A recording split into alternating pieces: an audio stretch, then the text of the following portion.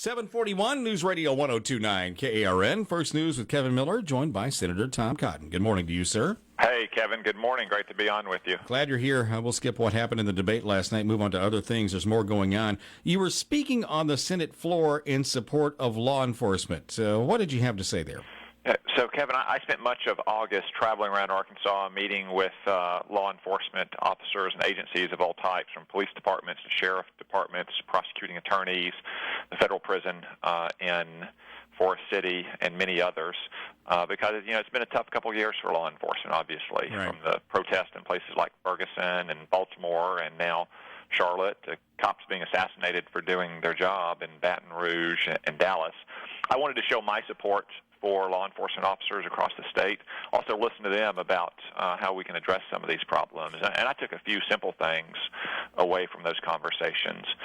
Once, it's important for all of the law-abiding Arkansans, the vast majority of Arkansans, to express our support for the police. So many of them said that they appreciated it when someone had a pro-police yard sign up or bumper sticker, or maybe bought their lunch or just said thank you. Being a police officer can be a kind of strange job because they serve the vast majority of law-abiding citizens, but to do so, they have to spend much of their time around the criminal element. Second, those police officers know the importance of community engagement, and not just when there is a crime or when a crime may be imminent, but getting out and understanding the community, knowing the people whom they serve, so those people trust them and will cooperate with them and provide the assistance they need. And then finally, for elected leaders like myself and community leaders, it's very important that we support law enforcement officers in moments of controversy or high tension, such as we've seen in Charlotte over the last week. We still don't know all the facts, but the key thing for Arkansans to know is anytime there's a police-involved use of force, especially a shooting, there's going to be an independent and neutral inquiry. So I think it's important for leaders not to fan the flames of division or racial tension in those moments and simply call for calm while those facts are gathered and conclusions are drawn.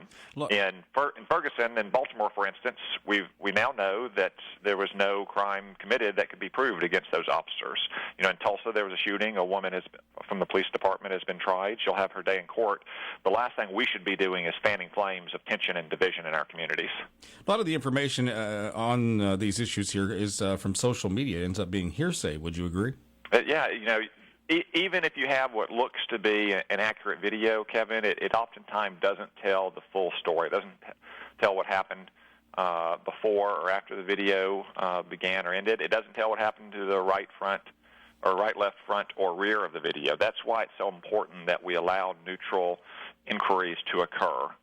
Most officers with whom I spoke are like most soldiers with whom I served. If someone acted in violation of department policy, and especially the law, then they want that person to be held accountable because they care about the integrity and the reputation and professionalism of their department. But jumping out in front of a controversy, in no small measure, so you can get on TV, fanning the flames of division and encouraging rioting and looting in some of the neighborhoods that are most struck by crime is the last thing any leader should be doing. Senator Tom Cotton, fairly quickly here, it's something they've introduced called the Safely Advancing Valuable and Inexpensive New Generic Solutions Act. Explain, if you would, what this is. Yeah, it's a bill I've introduced to try to get the price of drugs down, specifically generic drugs. When a company spends millions or even billions of dollars to invent a new drug, they have a patent for a certain period. Then that drug goes off patent. It should be relatively easy to get not just the first generic drug approved by the FDA, but the second generic drug. Our research shows that it's that second generic that really reduces the level of prices for Arkansans, because then you have not just a name brand and a generic drug, which may be chemically identical, but the name brand has a lot of goodwill built up, and the public competing against each other. You have a choice between two generics. So my bill would order the FDA to expedite the process for approving generic drugs, which again are chemically indistinguishable from the name brand drug, until it gets a second generic on the market. I think that'll have a significant impact on the price of drugs for Arkansas, especially Arkansas seniors. Senator Tom Cotton, thank you very much for carving out a little time for us this morning. Thanks, Kevin. Thank you. 740.